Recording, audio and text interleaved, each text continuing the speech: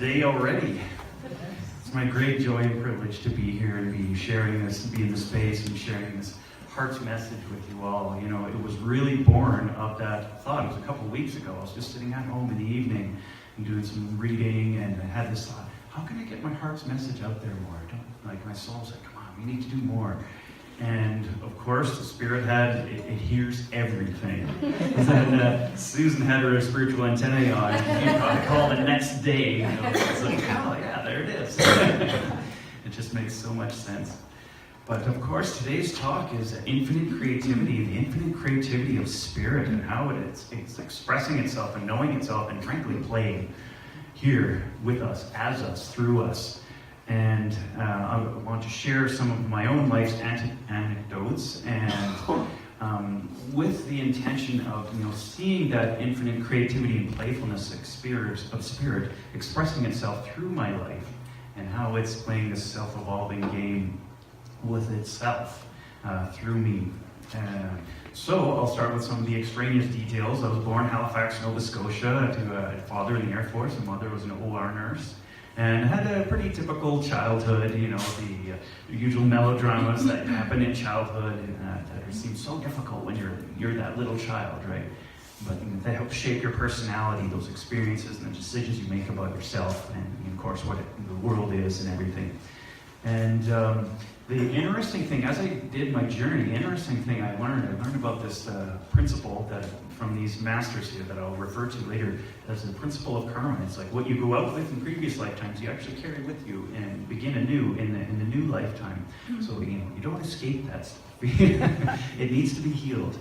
And I went out in quite a negative state, so I carried some of that into this lifetime, having made all the worst decisions about myself, as who I was, what I was capable of, and just realizing, that has an outplay. Well, I didn't realize it in childhood. Of course, you live it in childhood, and you express it, and you create the experiences, right, according to those thoughts and feelings and beliefs.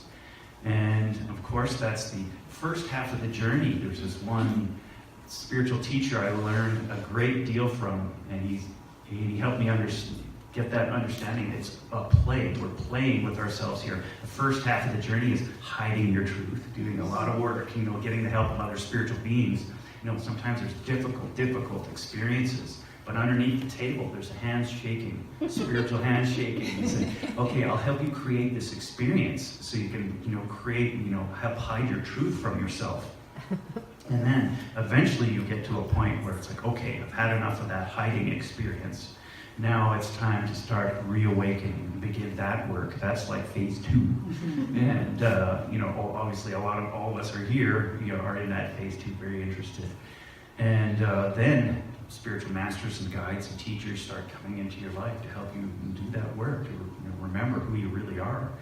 And some of the original spiritual teachers that were guided to me was in Spring Forest Qigong, a Qigong master. I was going on learningstrategies.com, and there's about this guy, Chen, and it's like, oh yeah, you just get that inner calling, right? I need to check this guy out.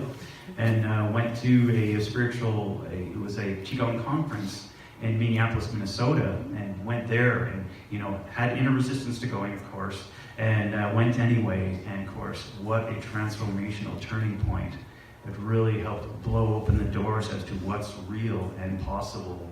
One of the big healing moments for me was we were in a circle, we were holding hands, and we were chanting that universal compassion. Om Mani Padme Hum, Om Mani Padme Hum, Om Mani Padme Hum, Om Mani Padme Hum. And then Master Lin was chanting over top of it. And we were holding hands to people who were in really rough shape, in wheelchairs and so forth. They were in the middle. And then he asked us to send your love through your heart to these people. And the moment I tried to do that, I just had this overwhelming urge to cry my face off.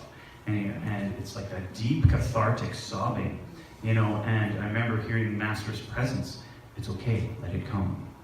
Without words, it was like this feeling, just let it come.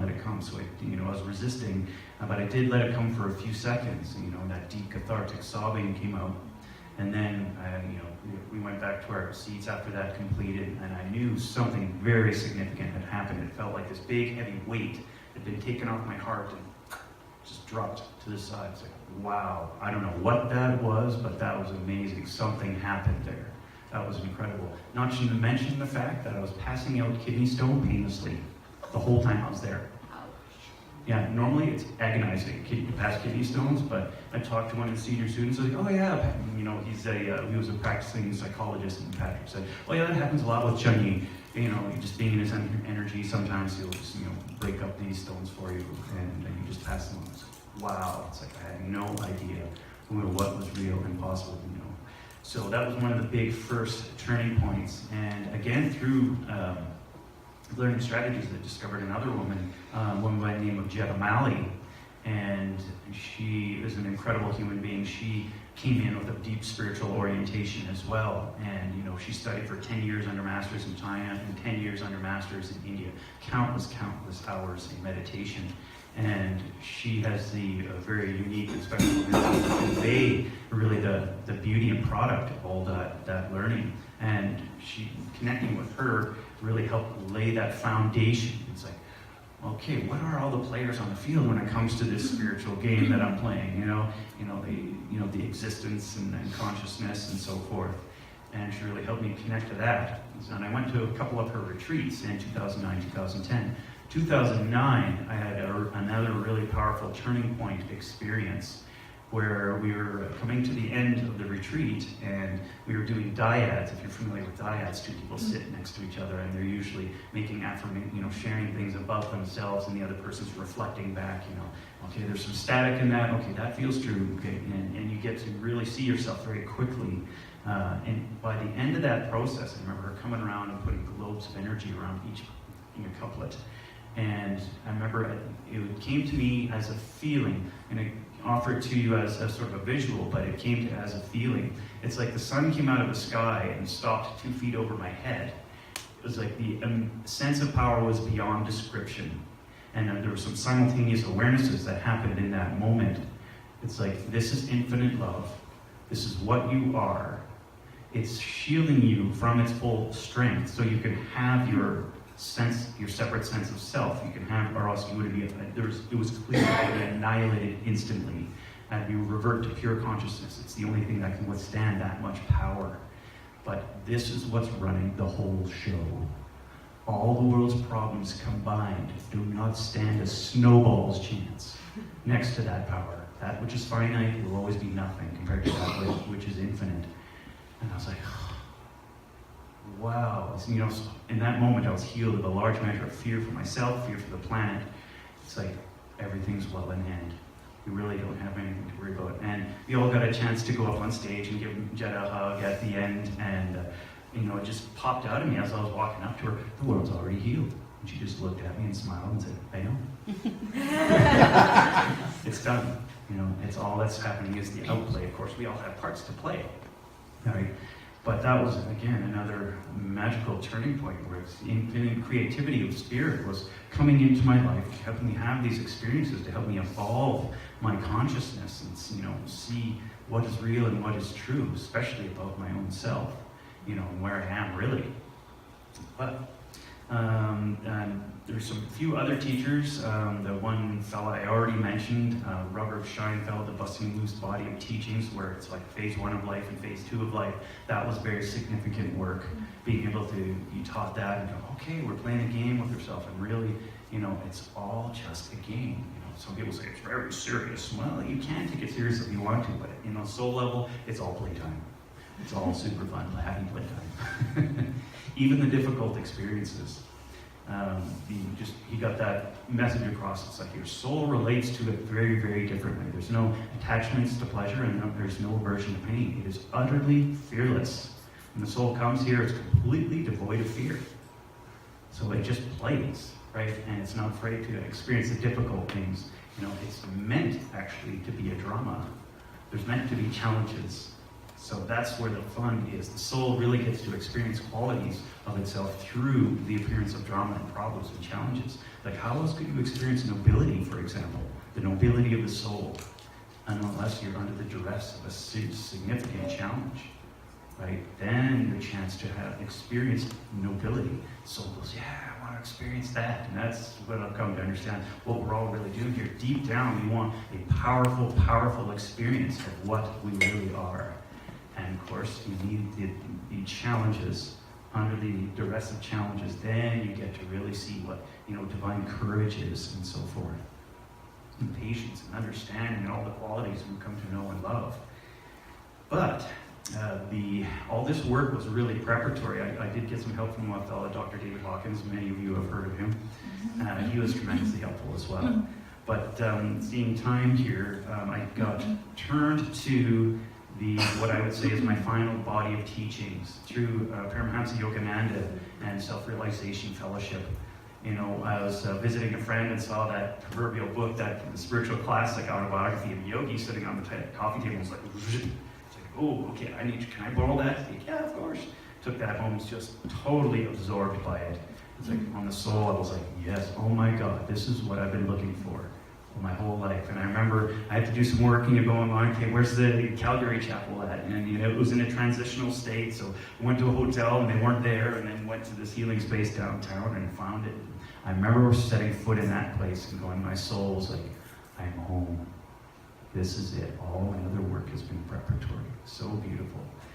And little wonder the minds that led up to and produced Self-Realization Fellowship, of these oceanic God-realized minds, which is realization after realization. And again, helping me alleviate myself of fear.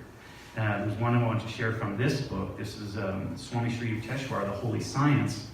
And he shared something in this book which I found fascinating, how infinite spirit is expressing itself on the earth through all of humanity. In spirit, there's a quality called infinite expansiveness. In spirit, it's not a problem. You can have that as an ongoing quality and not have it create any imbalance. But when you try and express that on the physical plane, you can't have unchecked growth. That creates unbalance on the physical plane. So what does spirit do? Cycles. Everything moves in cycles here on the physical plane. That's how we are able to experience expansion and harmony and growth and change. And one of the fascinating things I learned here is humanity, and take this or leave this, it's up to you. Humanity, human consciousness upon the earth moves in great cycles every 24,000 years, 12,000 years on the upswing, 12,000 on the downswing. Each half is divided into 4 parts, or yugas of human consciousness. Starting at the bottom, there's the Dark Ages, called the Kali Yuga, and then it moves into the spiritual Bronze Age, Dwapara Yuga, and then the Silver Age, Tretya Yuga, and then Satya Yuga. Mercifully, the darkest age is shortest, and then it gets progressively longer as you get to the top. But then it reaches at the top there, 12,000 years starts back down, where human consciousness starts stepping back down. But if you look at it from time-wise, it's like whoosh, most of the time in the higher era, and then it goes down quick. So it's shorter time on the bottom. Spirit just needs to touch on that. But through that process, man, humanity gets to explore, and spirit, God, spirit, the universe gets to explore over and over and over and over again. And I found it absolutely incredible and fascinating, what the consciousness is like in each era. So I'll just share a little bit from each era. So he says in that first era, the Kali Yuga, where the sun is moving through a 1/20th portion of its orbit, the sun has an orbit. And the reason this happens is because that orbit moves the whole solar system closer and further away from the center of creation. Basically, he had actually a name for it. Vishnu Navi, which is the seat of creative power. Brahma, the universal magnetism. Brahma regulates Dharma, the mental virtue of the entire world of man. So as the sun gets closer to that center, then the mankind's ability to think of spiritual consciousness expands and it reaches its zenith. But when it's furthest away, that's when we're in the Dark Ages. Basically, man can hardly think of anything beyond the physical plane. And but this is what he said about the mental virtue in that Kali Yuga is the first stage is only a quarter developed. The human intellect cannot comprehend anything beyond gross material of this ever-changing creation, the external world. That's 1,200 years. The next period is 2,400 years, and the mental virtue is then in the second stage of development is but half complete. The human intellect can then comprehend the fine matters of electricities and their attributes, which are the creating principles of the external world. The third portion is 3,600 years. It's called Treta Yuga. Man is then in that third stage, and the intellect becomes able to comprehend the divine magnetism, the source of all electrical forces on which the creation depends for its existence. The period of 4,800 years, the last one, during which the sun passes through a 4/20th of its orbit, is called Satya Yuga. The mental virtue of man is then in its fourth stage and completes its full development. Human intellect can comprehend all, even God, the spirit beyond the visible world. You know, it's pretty incredible, and I found that very reassuring. Again, it's like, wow, okay, everything's well in hand here. And if you look back in human history, it's actually evident when you start looking at things. You know, there's all these inventions. At really the tail end of the Kali Yuga was in 1600, and that's when all these inventions started. You know, William Gilbert discovered the magnetic forces, observed the presence of electricity in all material substances. Kepler discovered important laws of astronomy. Galileo produced a telescope. You know, Dremel of Holland invented the microscope about 1670. Newton discovered the law of gravitation. 1700, Thomas Sabre made use of a steam engine in raising water. 20 years later, Stephen Gray discovered the action of electricity on the human body. All this, you know, it's all falls in place. It's like, look at that. You know, and mankind is awakening to their greater possibility, and their consciousness is expanding, just like it is shown. But in the interest of time, you're like, holy smokes, 20 minutes is not much time. You know, then there's what I was learning from Yogananda primarily, and it's very near and dear to my heart. You know, if I wanted to try and put that in a nutshell, you know, when I really found this body of work, all this spiritual work in other lifetimes really started reawakening, and the beauty of the heart work that had already been done. And there was this tremendous desire to convey to humanity, just like Master Christ said, seek ye first the kingdom of heaven. All other things will be added unto you. The beauty of God's love is beyond, beyond, beyond compare. It really is the most difficult work there is, to really get the infinite spirit to fully reveal itself in the temple of your own heart and mind. But when it does, you know, I'm getting goosebumps right now. There is the penultimate experience available to all of us, to be held by infinite spirit. With that love, it can hold you on every level of your being. And then that proverbial ache in the hollow, it completes. And you feel finally at complete rest that all the searching comes to an end. It's like, I know that's possible. I know that's real. I was touched by that in another lifetime. And it's like, okay, I know that's what I want to get back to, and that's my heart's message. Seek God first. It's pouring unbelievable amounts of love towards us every instant of every day, of every moment. And when we take our attention and turn towards it, magic. It's like closing the proverbial 20,000 volt circuit with that energy. It's the love affair between the soul and the spirit. And there's just, it's bottomless. There's no end to it. There's literally no end to the bliss. And that's what Master Yogananda talked a lot about. But I just want to quickly touch on how do we relate to this whole crazy show that is the earth, right? And he offered this: look upon life as a movie.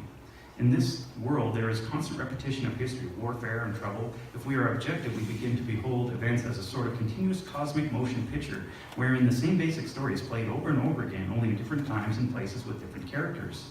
You wouldn't sit through the same movie repeatedly, so it would soon lose its interest. So we can grant to the Heavenly Father that He has provided for changes in history and contrasting good and evil to give variety to the entertainment in this cosmic movie house. We can say that God should never have created this world in which there is so much trouble. But on the other hand, the saints say that if you knew you were gods, you wouldn't mind it. If you watch a movie, you like a lot of action rather than something dull, don't you? That is the way you should enjoy this world. Look upon life as a movie, then you will know why God created it. Our problem is that we forget to see it as God's entertainment. So now I'll just leave it with that, and then there is part of my journey in 2009 and 10, some spiritual poetry started coming to me. And really powerful. I remember sitting at my desk and an idea just came to me and I was like, I have to stop what I'm doing and I have to capture this. So I started unpacking the idea.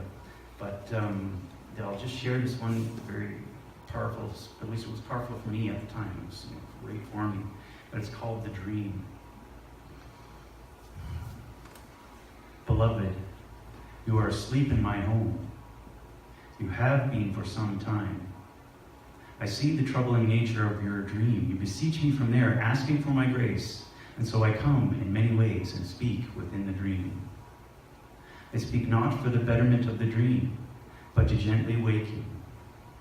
For I know your dream will respond to even the slightest awareness of where and who you truly are.